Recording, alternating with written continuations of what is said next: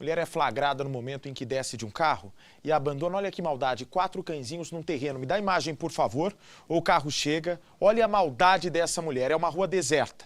Ela acha que ninguém está vendo, mas tinha uma câmera de segurança da casa do lado desse terreno que instalou por medo de bandidos, mas acabou flagrando essa cena chocante. Olha como ela joga os 4 cãezinhos. Não tem coração essa mulher. É uma mulher sem coração, uma mulher selvagem. E daqui a pouco você vai ver o final dessa história que é surpreendente. Daqui a pouquinho os cãezinhos abandonados que tiveram um final feliz, não é, Paulão? Foi um final feliz depois dessa tristeza toda. Vem você também, como eu, que adora animal de estimação, que sabe o valor, não é, que tem o seu animalzinho de estimação, veja a maldade dessa mulher. Põe a imagem gravada pelo circuito de segurança. É uma moça que chega num carro branco, ela está com 4 cãezinhos, filhotes, dentro do carro. Ela para num terreno baldio e veja aí. Olha o que essa mulher sem coração faz, mas sem o menor pudor, sem a menor consideração aos animaizinhos, aos cachorrinhos. Olha, veja aí. Ela abandona, joga como se fosse lixo. Os 4 cãezinhos, ela deve ter um cachorro mais velho em casa, que deve ter tido a cria, e ela faz isso com os cãezinhos. Só que pro azar dela, que achava que ninguém estava vendo, uma câmera de segurança gravou. Essa senhora passa e olha. Você vai ver agora como foi o final dessa história, como uma história começa trágica, mas pode ter um final feliz, graças a brasileiros de bom coração que têm amor pelos animais. O Brasil está com a Record. Põe no ar. O carro que aparece nas imagens está em baixa velocidade. O veículo chega a parar na esquina, mas acelera novamente. Ele percorre cerca de 10 metros e para. O passageiro abre a porta do carro. Não é possível identificá-lo, mas parece ser uma criança ou um adolescente. A pessoa desce do veículo, ergue o banco e pega o primeiro filhote. O animal é jogado no terreno. A cena se repete por mais 3 vezes. Depois, a pessoa entra no veículo, fecha a porta e vai embora.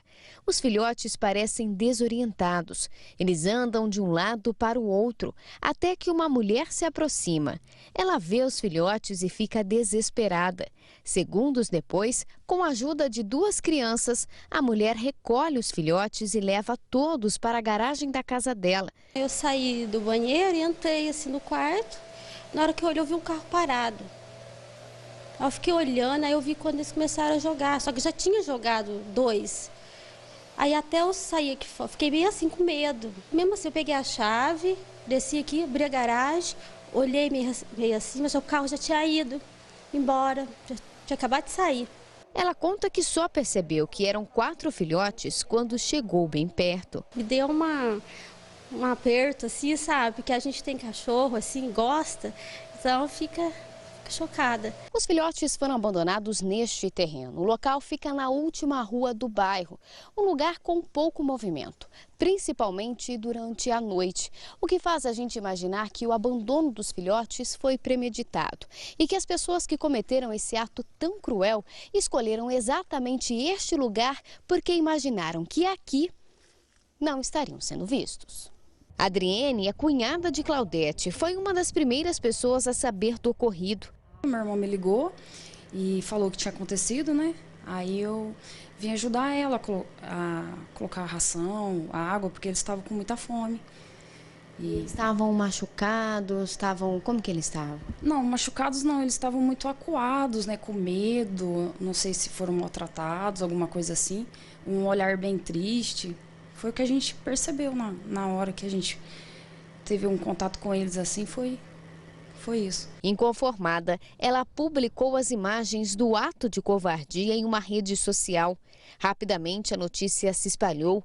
Muitas pessoas ficaram inconformadas com a atitude. O que mais pegou foi que eles jogaram os cães, né? Então a gente ficou muito chateado com isso e também ficou feliz pelo fato de a gente ter conseguido doar os cães, né? Assim, não eram muitos, né? E eles eram, assim, até que bonitos, né? Filhotes. E as pessoas se encantam, a gente acabou, graças a Deus, assim, acabou doando mesmo eles. A repercussão do vídeo na internet foi tão grande que no dia seguinte, 3 dos 4 filhotes foram adotados. Aqui na casa ficou apenas esse machinho aqui. E não foi por falta de pretendentes não, viu? É que, na verdade, Com esse olhar, com essa carinha, foi impossível deixar ele ir. Ele foi adotado pela própria Adriene. Na realidade, eu acho que foi ele que me escolheu, porque ele me olhava assim de um jeito diferente dos outros, assim, aquele olharzinho assim, e até comentei com meu pai, que eu já tenho 2, né? Eu comentei com meu pai me disse, olha, eu não queria ficar, mas né, eu te ajudo. Agora meu pai ama ele, adora ele, e é ele pra lá, ele pra cá toda hora, sabe? Mas foi ele que me escolheu, eu escolhi ele, achei ele super fofinho assim, tô cuidando dele e vou cuidar assim eternamente. As pessoas que abandonaram os filhotes ainda não foram identificadas. Com todos os cachorrinhos adotados, resta apenas a indignação por uma atitude tão cruel. A gente tem cães, né? A gente tem fêmeas, tem macho. Se a gente não quer que crie, hoje a gente tem várias opções. A gente pode castrar um animal, a gente pode às vezes dar uma injeção, né? Mas não fazer isso que eles fizeram. O melhor amigo da gente são eles. Foi companhia, e a pessoa faz isso com o cachorro. Aí eu fiquei muito triste. Olha, a gente fica feliz com o final dessa história, não é? Que pelo menos teve que acontecer todo esse mal para que os cãezinhos caíssem, pelo menos nas mãos de uma família que com certeza vai os amar, assim como as pessoas que adotaram. Agora, essa mulher que jogou é uma tremenda de uma covarde, sem coração. Se faz isso com um cachorro, pode fazer isso com uma maldade com qualquer pessoa. Que terrível. Funcionário reage a assalto, briga com bandido e durante a confusão, os dois são baleados. O bandido morreu e o funcionário foi para o hospital em estado grave. Põe no ar. A ação dos bandidos foi registrada por uma câmera do circuito de monitoramento. Perceba que a vítima se aproxima do portão quando 2 homens chegam e anunciam um assalto. Neste momento, um dos ladrões mostra um revólver para o funcionário e o obriga a ir até o local onde o dinheiro estava guardado. Foi para cá que os bandidos trouxeram a vítima. Deste lado funciona uma pequena copa e do lado de cá, para onde a vítima foi trazida exatamente, funciona um pequeno escritório.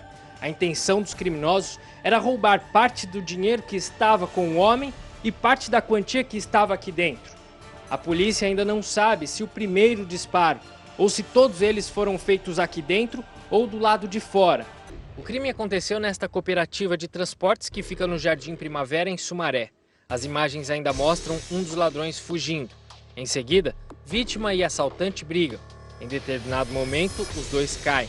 A polícia tenta identificar se é neste momento que a vítima leva os tiros. Quando o segundo criminoso fugiu, ele passou exatamente por aqui. Este grande portão estava aberto na hora. Ele correu nesta direção. Mesmo machucado, por conta dos ferimentos dos tiros, ele foi cerca de 200 metros à frente. Ali na frente, naquela rotatória, ele não aguentou e caiu, já sem vida. Da mesma forma, fez a vítima ao ver que o criminoso tinha fugido. Ele saiu do estabelecimento, andou por esta calçada e parou exatamente ali, na entrada desta galeria de lojas, onde pediu ajuda para populares que estavam aqui. João Vitor de Oliveira, de 19 anos, carregava quase R$5.000. A bolsa com a quantia foi encontrada ao lado do corpo dele. A vítima, José Adevar Alves, de 33 anos, levou 2 tiros na região da barriga. O homem foi socorrido e levado para o Hospital Estadual de Sumaré em estado grave. Agora a polícia procura o criminoso que fugiu. A principal hipótese é a de que o homem seja conhecido da vítima e dos proprietários da cooperativa. As imagens mostram um ex-cobrador, que ele entra e depois ele sai, e basta ele sair para poder voltar com o outro.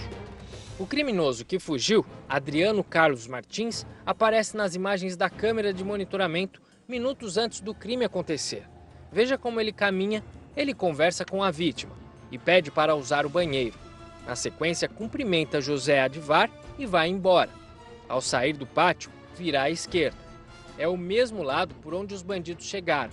Para a polícia, não há dúvidas de que seja o conhecido das vítimas. Outra evidência de que o local tenha sido preparado para o crime por alguém que já conhecia o lugar é que de todas as câmeras do circuito instaladas, apenas uma estava funcionando. Elas estavam em perfeitas condições.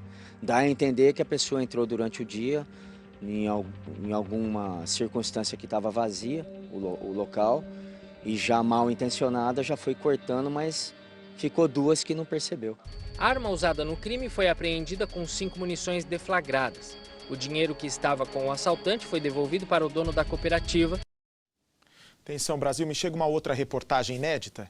Quando 5 pessoas ficaram feridas num tiroteio, que chegou agora. Dá a imagem, por favor, deixa eu ver. É exatamente essa imagem que eu estava esperando. Você que está chegando agora comigo, um menino de 9 anos, hein? Estava brincando na casa de um tio quando foi atingido pelo tiro. É guerra de traficante com a polícia. Põe no ar para o Brasil. Nossa equipe acompanhou o momento em que um dos policiais militares chegou e entrou rapidamente na UPA do Alemão para receber atendimento.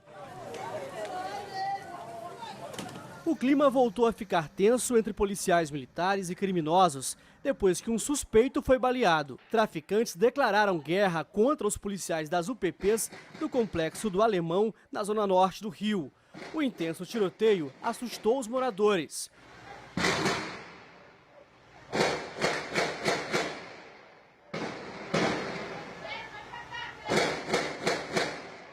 Foi preciso pedir reforço a outros batalhões, inclusive o BOPE, a tropa de elite da PM, que usou um veículo blindado para combater os ataques violentos. Tudo começou quando os agentes estavam em patrulhamento e bateram de frente com bandidos armados. Durante o confronto, os criminosos conseguiram fugir e um suspeito foi encontrado em um posto de saúde baleado. Um outro PM da UPP do Alemão também foi atingido por tiros e não corre risco de morrer.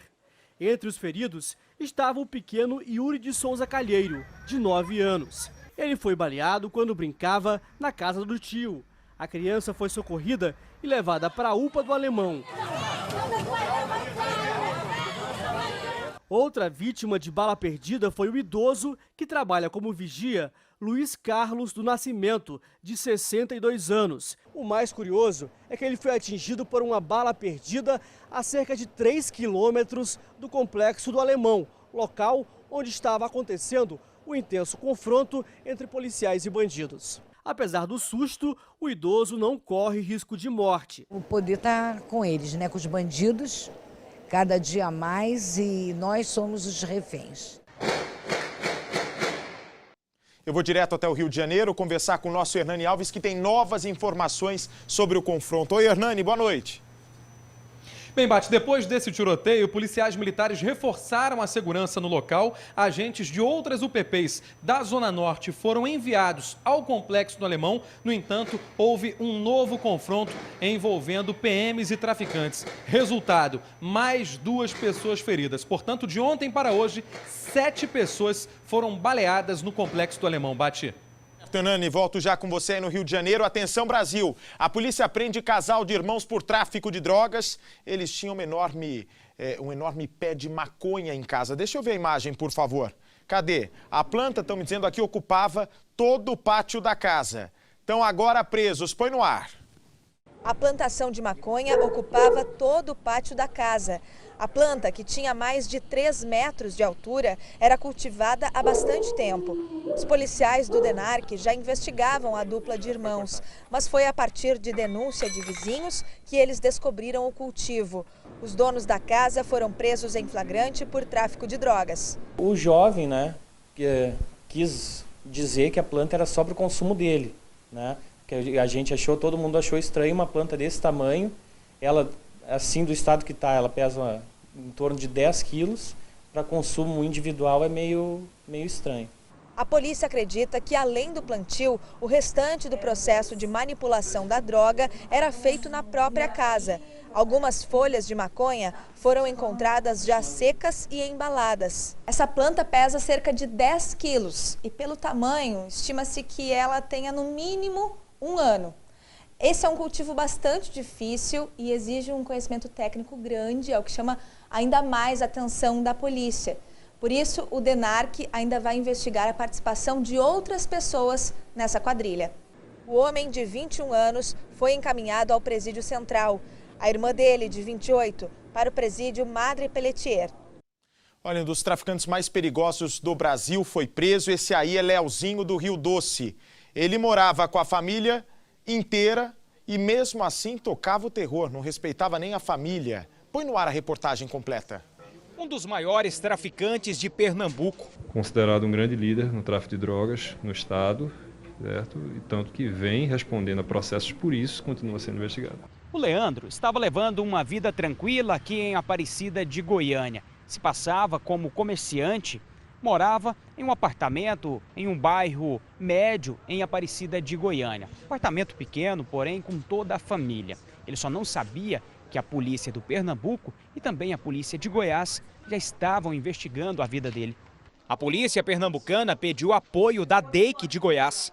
Logo, o fugitivo foi localizado e preso. Leandro Ferreira, mais conhecido no mundo do crime como Leozinho do Rio Doce, foi um dos líderes da maior fuga de presos de Pernambuco. 53 detentos escaparam. Ele conseguiu empreender fuga, através de uma ação cinematográfica. Ele financiou, ele mais um outro detento, conseguiu financiar essa fuga e conseguiram então colocar abaixo parte do muro da penitenciária através do uso de marretas e de vários homens armados com fuzis. A polícia do Nordeste montou uma grande operação para recapturar os fugitivos. Talvez por isso, Leandro saiu do estado. A partir do momento em que a gente prende, em que a Polícia Civil consegue prender um elemento desse, que vinha representando um perigo para o Estado, para o nosso sistema penitenciário, isso é importantíssimo. Na delegacia, o traficante não quis falar com a imprensa. Não tem nada a declarar, não. E a polícia prendeu o homem que costumava arrombar carros. Ele furtou uma sacola que estava numa caminhonete. Dentro dela havia uma verdadeira fortuna em pedras preciosas. Pode encher a tela do Brasil.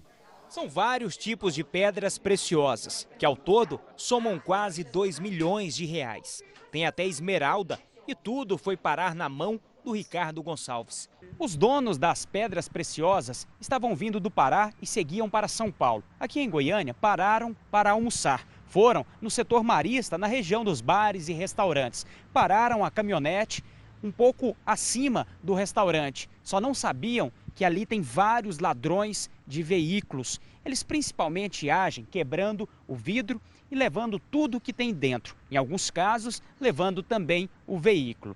Neste caso específico, levaram uma sacola, nem viram o que tinha dentro. Só que lá dentro, mais de 2 milhões em pedras preciosas. O Ricardo estava nesta caminhonete que aparece nas imagens. Ele para ao lado de outro veículo. Uma ação rápida, só que o ladrão não conseguiu vender as pedras. A polícia descobriu onde Ricardo morava. Era uma casa simples na periferia de Aparecida e lá dentro havia uma pequena fortuna em pedras preciosas. Quero lembrar você que está chegando agora comigo aqui no Cidade Alerta deste sábado, que diariamente às 6 da manhã nós temos um encontro marcado aqui no Balanço Geral. Amanhã, 6 da manhã para São Paulo e 6h30 para todo o Brasil. Portanto, coloquem o despertador e acordem comigo. Fique bem informado aqui na Record todos os dias a partir das 6 horas da manhã. Rafael, de 21 anos, trabalha desde os 16 numa fábrica de armas. Um policial foi até a empresa prender ele em flagrante.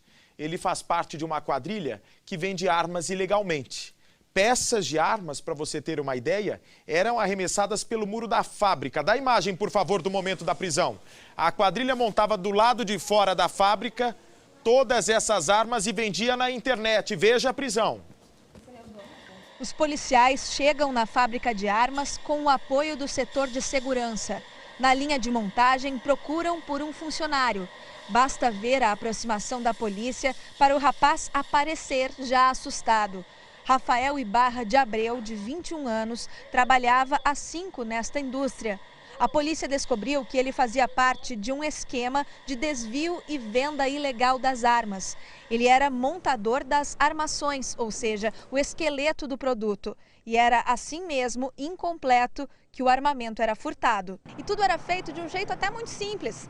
Os revólveres eram arremessados pelo muro que divide a empresa deste estacionamento, que fica aqui do lado de fora. Um integrante da quadrilha vinha até aqui e recolhia tudo discretamente. Aí então os criminosos finalizavam a fabricação com peças que provavelmente também eram furtadas da fábrica. E aí colocavam o produto à venda na internet. Essas eram as fotos que a quadrilha anunciava em uma rede social. Os principais clientes, outros criminosos. A primeira pista para descobrir a quadrilha veio quando a polícia de Santa Catarina encontrou em Florianópolis 5 armas que pertenciam à fábrica de São Leopoldo. Revólveres incompletos que ainda nem haviam sido comercializados pela empresa. Quem estava com o armamento era Rodrigo Ibarra de Abreu, preso em flagrante. Ele é irmão de Rafael, o funcionário que agora também está em prisão preventiva. Além dos irmãos, outras 3 pessoas foram presas. 2 homens acusados de negociar as armas no mercado clandestino e a esposa de um deles, presa em flagrante pelo porte de munição. Ainda há outros integrantes que a polícia espera encontrar. Os presos ficarão na penitenciária estadual do Jacuí, aguardando julgamento por furto qualificado, receptação, associação criminosa e o crime mais grave, venda ilegal de armas. E esses 2 que estão sendo presos pela polícia agora? Dá a imagem, por favor. Um tem 20 anos, o outro tem 63, pai e filho. Golpistas de tudo, vendiam terrenos, não entregavam. Desapropriavam famílias, forjavam alvarás de posse. Além disso, a mãe, que é policial civil, está sendo investigada também por participar desse esquema. Ela teria intimidado vítimas, inclusive usando o carro da própria polícia. Vamos ver. Na foto publicada em uma rede social, Luan Gilberti, de 20 anos, faz uma homenagem para o pai, Paulo Gilberti, de 63, com a frase: "Meu mestre". União bonita de se ver, se não fosse usada para o crime. Segundo a polícia, eles são suspeitos de aplicar vários golpes na Grande Vitória. Vendiam terrenos, mas o comprador não recebia.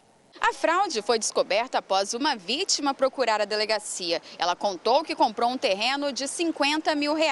O valor foi pago, mas o lote não foi entregue. Quando começou a fazer pressão e cobrar, teve uma surpresa. Luan foi até a casa do comprador acompanhado da mãe, uma policial civil. Ela teria ido até o local de viatura e feito ameaças. Depois desta denúncia, vários outros casos foram descobertos. Os suspeitos foram detidos em casa em Jardim Camburi, Vitória. No local, a polícia encontrou vários contratos de imóveis. Segundo a delegada, alguns adquiridos por meio de uma procuração com data de 2010, assinada por uma pessoa que morreu em 2007. Mas essa não era a única maneira que pai e filho adquiriam imóveis. De acordo com a delegada, Luan é conhecido em um bairro da Serra como xerifão e teria o hábito de expulsar famílias de casa. Luan e Paulo tiveram prisão preventiva decretada. O advogado da família disse que os 2 são investidores, são donos de vários terrenos e agiram dentro da lei. A expulsão que a senhora está falando é como eu estou falando. O terreno é dele, né, é da empresa deles, e eles meramente pedem às pessoas para sair. Quando as pessoas não saem, o certo seria, né, uma emissão de posse, uma desapropriação, e ele acabou entrando meio que na marra. As denúncias contra a mãe de Luan, uma policial civil lotada na 3ª Delegacia Regional da Serra, foram encaminhadas para a Corregedoria. Olha, uma imagem que chegou agora, um leão da montanha movimenta a polícia da Califórnia nos Estados Unidos, porque o animal fugiu da montanha de Santa Susana, onde vive, foi dar um passeio pela cidade. Vamos ver juntos a imagem aí. Olha o leão que deu um trabalhão para a polícia, o helicóptero filma, imagina o desespero do povo. Ele é chamado de Puma, invadiu um bairro de casas em Los Angeles, ele é macho, tem 3 anos, 50 quilos esse leão.